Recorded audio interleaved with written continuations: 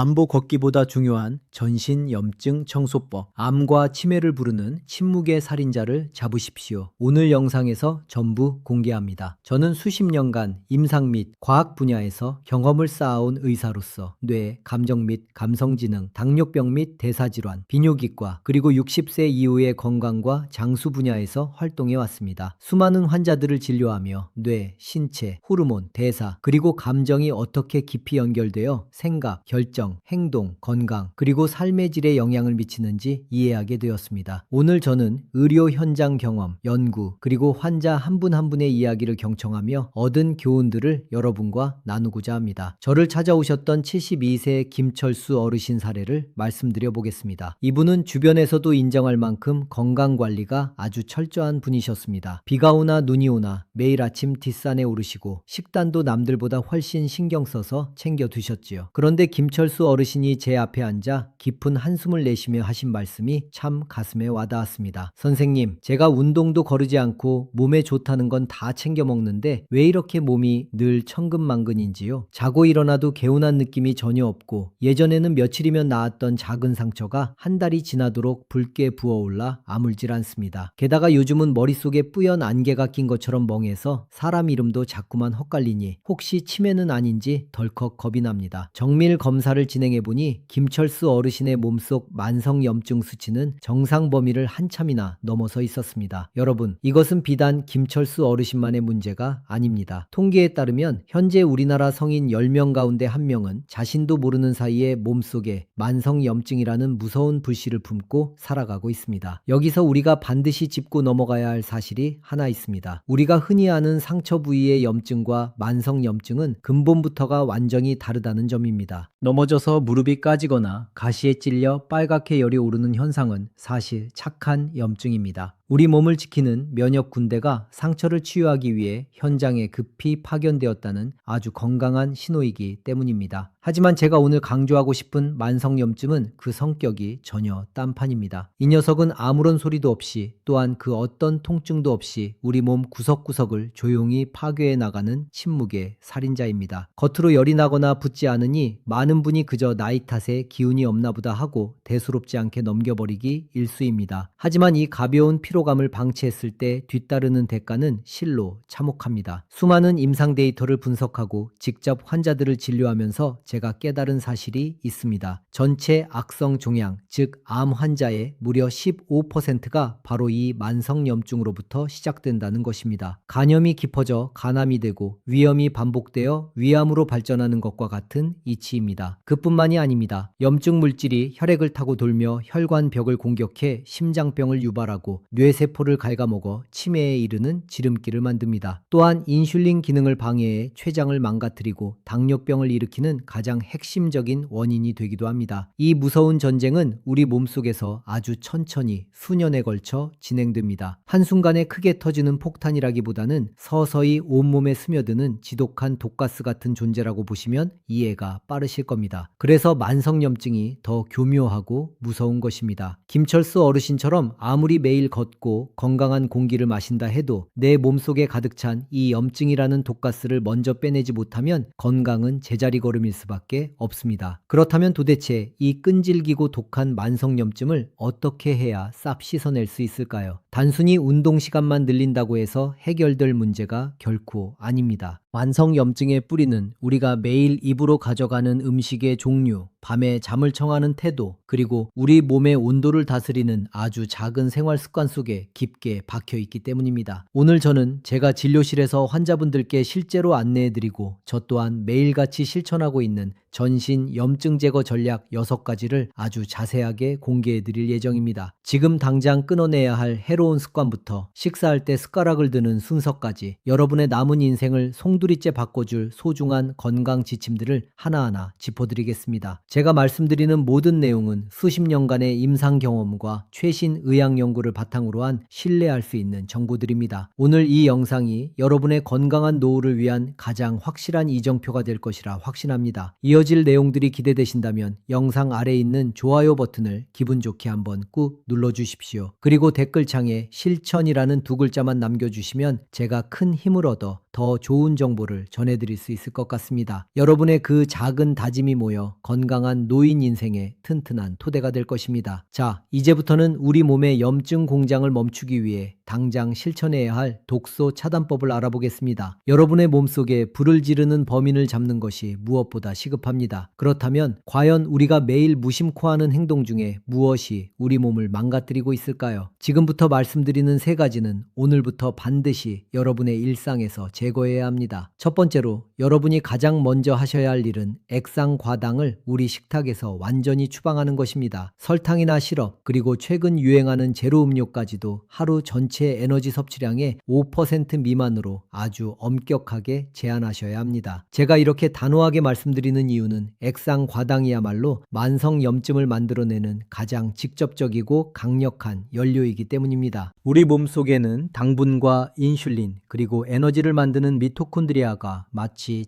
정삼각형처럼 서로를 지탱하며 균형을 이루고 있습니다. 그런데 여러분이 단 것을 드시는 순간 이 정교한 삼각형은 무참히 무너지기 시작합니다. 당분이 몸에 들어와 혈당이 갑자기 치솟으면 인슐린이 이를 처리하기 위해 허겁지겁 쏟아져 나옵니다. 이런 일이 반복되면 우리 세포들이 인슐린을 봐도 더 이상 반응하지 않는 인슐린 저항성 상태에 빠지게 됩니다. 이렇게 되면 우리 몸의 핵심 발전소인 미토콘드리아가 불량품으로 변하면서 제대로 된 에너지는 만들지 못하고 대신 염증이라는 독성 찌꺼기만 쉴 새 없이 배출하게 됩니다. 결국 시원하고 달콤한 음료 한 잔이 우리 몸의 발전소를 고장내고 전신을 염증 투성이로 만드는 끔찍한 결과를 초래하는 셈입니다. 두 번째는 잇몸에서 발생하는 작은 염증을 절대 가볍게 보지 말고 즉시 치과를 찾아 치료받으셔야 합니다. 양치질을 할 때 피가 섞여 나오거나 잇몸이 벌겋게 붓는 것을 단순히 피곤해서 그렇겠지 하고 넘기시면 절대 안 됩니다. 우리 입속에는 진지발리스라는 아주 고약한 유해 세균이 살고 있습니다. 이 세균은 잇몸에만 머무는 것이 아니라 상처난 잇몸 틈새를 통해 혈관 안으로 직접 침투합니다. 혈액을 타고 온몸을 유랑하던 이 세균은 혈관 벽을 갉아먹고 미세한 상처를 내어 혈관을 딱딱하게 만드는 동맥경화의 주범이 됩니다. 실제로 심장질환이나 혈관질환으로 고생하시는 분들의 환부를 정밀하게 들여다보면 이 입속 세균이 발견되는 경우가 아주 많습니다. 입안의 작은 불씨가 혈관이라는 통로를 타고 이동해 결국 심장이라는 큰 집을 태우는 격이니 지금 당장 거울을 보고 잇몸 상태부터 확인하셔야 합니다. 세 번째는 밤 19시가 되기 전에 잠자리에 들어 최소 7시간 이상의 질 높은 수면을 사수하는 것입니다. 잠은 단순히 쉬는 시간이 아닙니다. 우리 몸의 수리공들이 일제히 출근해서 낮 동안 고장난 곳을 고치는 아주 소중한 정비 시간입니다. 여러분이 깊은 잠에 빠져 있는 동안 우리 몸의 줄기세포들은 손상된 조직을 재생하고 뇌 속에 쌓인 염증 찌꺼기들을 깨끗이 씻어내는 작업을 수행합니다. 만약 잠이 부족하게 되면 이 수리공들이 일을 다 마치지 못한 채 강제로 퇴근하게 되고 남겨진 쓰레기들은 고스란히 만성 염증으로 변해 우리 몸을 공격하게 됩니다. 특히 나이가 들수록 뇌의 노폐물 청소 시스템은 수면 중에만 활발히 작동하기 때문에 잠을 아끼는 것은 뇌세포를 스스로 파괴하고 치매를 불러들이는 것과 다름없다는 사실을 명심하셔야 합니다. 김철수 어르신께도 이 세 가지 금기 사항을 상세히 설명해 드렸더니 무릎을 탁 치며 깊이 후회하셨습니다. 어르신께서는 산에 다녀오면 갈증을 해소하려고 시원한 탄산음료를 꼭 한 캔씩 마셨고 잇몸에서 피가 나도 소금물로 대충 헹구고 말았으며 밤늦게까지 텔레비전을 시청하다가 새벽에야 겨우 잠드셨다고 말씀하셨지요. 건강해지려고 산에 다니면서도 정작 어르신 스스로가 몸속 염증 불길에 계속해서 기름을 붓고 계셨던 셈입니다. 여러분도 혹시 김철수 어르신과 비슷한 생활을 하고 계시지는 않은지 가만히 되돌아보시길 바랍니다. 오늘 알려드린 이 세 가지 차단법은 돈 한 푼 들지 않지만 그 어떤 비싼 보약보다 몸을 살리는 효과가 강력합니다. 만약 주변에 평소 피곤함을 달고 살거나 몸이 예전 같지 않다고 호소하는 친구분이나 가족분이 계신다면 이 영상을 지금 바로 공유해 주십시오. 여러분의 공유 클릭 한 번이 소중한 사람들에게 건강한 삶을 되찾아주는 가장 귀한 선물이 될 수 있습니다. 있습니다. 자, 앞서 우리 몸을 망가뜨리는 나쁜 것들을 막아냈으니 이제는 반대로 이미 쌓여있는 쓰레기들을 털어내고 혈관을 시원하게 뚫어줄 최고의 비법들을 알아볼 시간입니다. 이 단계는 단순한 방어를 넘어 우리 몸의 치유 능력을 극대화하는 아주 중요한 과정입니다. 네 번째로 권해드리는 비결은 일주일에 최소 4회 이상 사우나를 즐기시거나 하체의 냉기를 제거하는 족욕을 생활화하는 것입니다. 사우나에 들어가면 우리 체온이 상승하면서 말초 혈관이 마치 봄날에 얼음이 녹듯 부드럽게 확장됩니다. 혈관이 넓어지면 그동안 구석구석 쌓여있던 염증 물질과 노폐물이 혈액을 타고 신속하게 배출되기 시작합니다. 핀란드에서 진행된 대규모 연구 결과를 보면 주 4회 이상 규칙적으로 사우나를 이용한 분들은 그렇지 않은 분들에 비해 심혈관 질환으로 사망할 위험이 무려 50% 가까이 낮아졌다는 놀라운 통계가 있습니다. 저 역시 이 데이터를 직접 검토하면서 열 자극이 혈관에 미치는 영향이 얼마나 강력한지 다시 한번 확인하게 되었습니다. 만약 몸을 따뜻하게 유지하지 않아 하체가 차가워지면 혈액순환에 제동이 걸리고 미세한 혈관들이 막히면서 세포가 손상되어 염증이 걷잡을 수 없이 번지게 됩니다. 사우나를 가기 힘든 날에는 집에서 20분 정도 따뜻한 물에 발을 담그는 것만으로도 막힌 혈관을 뚫고 염증 수치를 떨어뜨리는데 큰 도움을 받을 수 있습니다. 다섯 번째로 식탁 위에 미나리를 일주일에 최소 서너 번 이상 꼭 올리시길 바랍니다. 미나리는 우리 몸속 독소를 씻어내는 천연 항염제이자 혈액 청소부라고 불릴 만큼 그 효과가 탁월한 채소입니다. 미나리에 풍부하게 함유된 퀘르세틴과 캠페롤이라는 성분은 우리 몸에 유해한 활성산소를 제거하고 염증이 발생하는 경로를 직접적으로 차단해 줍니다. 특히 미나리는 우리 몸의 해독 공장인 간 기능을 활성화하는 능력이 뛰어납니다. 우리가 평소 무심코 들이마시는 미세먼지나 환경 호르몬 같은 독소들은 간에서 제대로 처리되지 않으면 결국 전신 염증으로 이어집니다. 미나리의 이소람네틴 성분이 간세포를 보호하고 독소 배출을 도와 염증의 뿌리를 뽑아줍니다. 만약 미나리 같은 항염 채소를 멀리하고 기름진 음식만 즐긴다면 우리 몸은 매일 독소에 오염되어 혈액이 끈적해지고 결국 온몸이 염증으로 가득 차게 될 것입니다. 여섯 번째로 식사하실 때 반드시 채소부터 드신 다음 단백질 그리고 마지막에 탄수화물을 섭취하는 거꾸로 식사법을 실천하십시오. 이 식사 순서 하나만 바꿔도 우리 몸의 염증 수치는 드라마틱하게 변합니다. 식이섬유가 풍부한 채소를 가장 먼저 먹으면 위장에 일종의 그물망 같은 보호막이 형성됩니다. 이 그물망은 나중에 들어오는 밥이나 면 같은 탄수화물이 너무 빠르게 흡수되는 것을 막아 혈당이 미친 듯이 날뛰는 혈당 스파이크 현상을 방지해 줍니다. 혈당이 급격히 오르면 우리 몸은 이를 해결하기 위해 인슐린을 과하게 쏟아내고 이 과정에서 엄청난 양의 염증 유발 물질이 만들어지기 때문입니다. 실제로 같은 음식을 먹더라도 채소를 먼저 먹었을 때가 탄수화물을 먼저 먹었을 때보다 식후 혈당 수치가 약 19% 낮게 측정된다는 연구 결과도 있습니다. 순서를 무시하고 밥부터 한술 크게 뜨는 습관은 매일 식사 때마다 우리 몸에 염증 폭탄을 던지는 것과 마찬가지라는 사실을 꼭 기억하셔야 합니다. 김철수 어르신께 이 세 가지 실천법을 알려드렸더니 처음에는 식사 순서를 바꾸는 것이 어색해서 자꾸 밥부터 손이 간다고 웃으시더군요. 하지만 제가 이 순서가 어르신의 혈관을 살리는 생명줄이라고 거듭 강조하자 그날 저녁부터 바로 미나리 무침을 밥상에 올리고 젓가락을 채소 반찬으로 먼저 가져가기 시작하셨습니다. 일주일에 4번 동네 목욕탕에 가는 것을 즐거움으로 삼으셨고 집에서도 수면 양말을 챙겨 신으며 하체를 따뜻하게 관리하셨지요. 어르신은 이렇게 쉬운 방법이 있는 줄 몰랐다며 진작 알았더라면 그 고생을 안 했을 텐데 하고 무릎을 치셨습니다. 오늘 영상이 여러분의 건강을 지키는데 조금이라도 도움이 되고 있다면 구독 버튼과 알림 설정 버튼을 꼭 한번 눌러주십시오. 여러분이 눌러주시는 클릭 한 번이 제가 더 유익하고 정확한 의학 정보를 준비하는데 큰 에너지가 됩니다. 자, 이제 가장 중요한 질문이 남았습니다. 이 좋은 방법들을 어떻게 우리 생활 속에 녹여낼 수 있을까요? 사실 아무리 좋은 비법도 복잡하면 실천하기 어렵습니다.